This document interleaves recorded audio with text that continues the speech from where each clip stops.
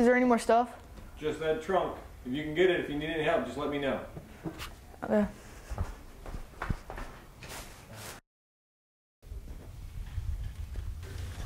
Why are we getting this stuff anyway? Grandma has no place left for it. Some help, please.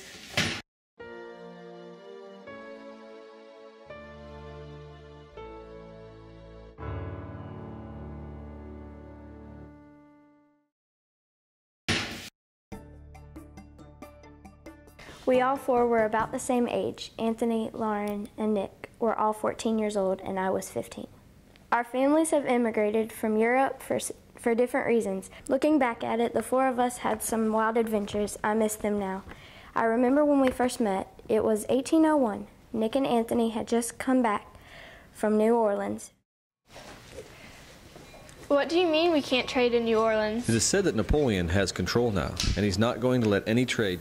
Well, what are we to do? He's right. I just came from there. No trade at all. Spain has sold it to France. Oh my, now what? President Jefferson was planning on trying to buy New Orleans, and I was getting ready to pack up and go over to Paris with Robert Livingston and James Monroe to buy New Orleans. I had no idea that this simple trip would be later known as the Louisiana Purchase, where we doubled the size of the United States.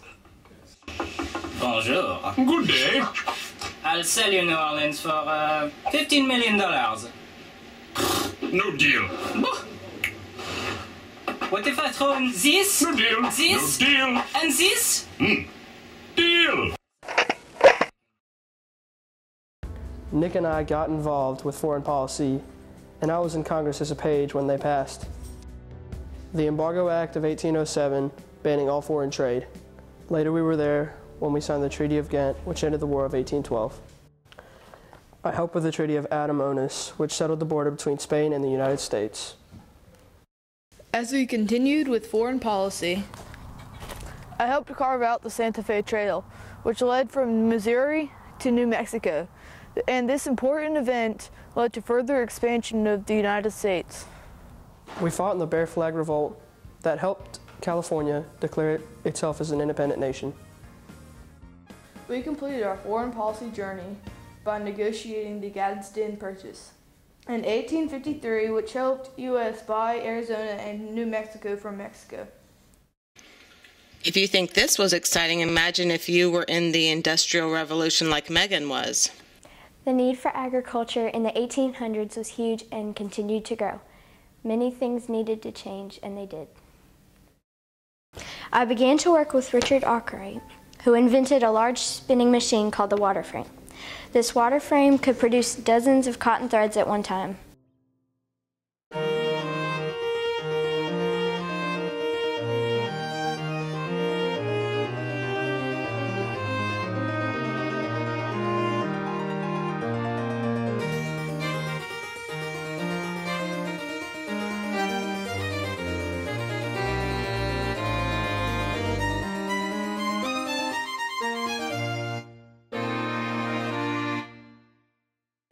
Along with my job for Arkwright, I used the cotton gin invented by Eli Whitney, which helped make jobs easier.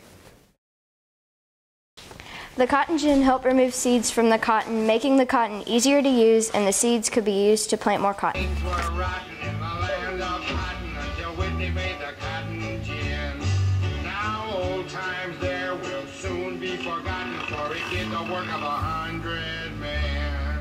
These machines are examples of advancements in industry.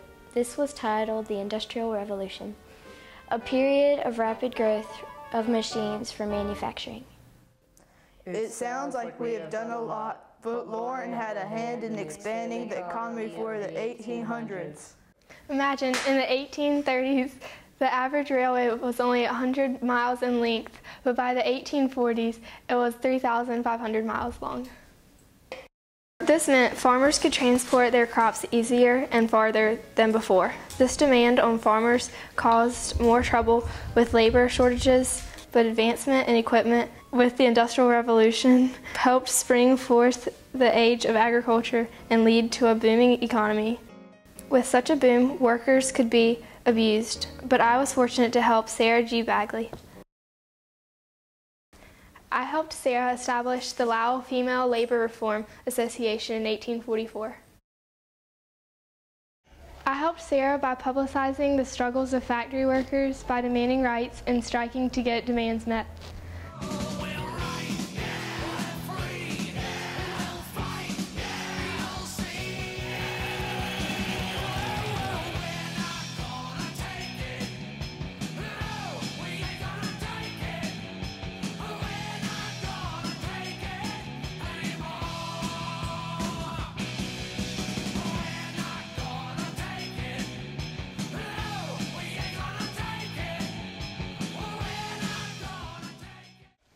In the 1800s, women earned the right to vote and began to have a voice in the labor market.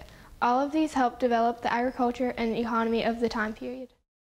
And as I write, it is hard to believe, all tied in a little book is a brief history that helped develop a young nation into a world leader. With all of the outright amazing things in this world, this has got to be one of them.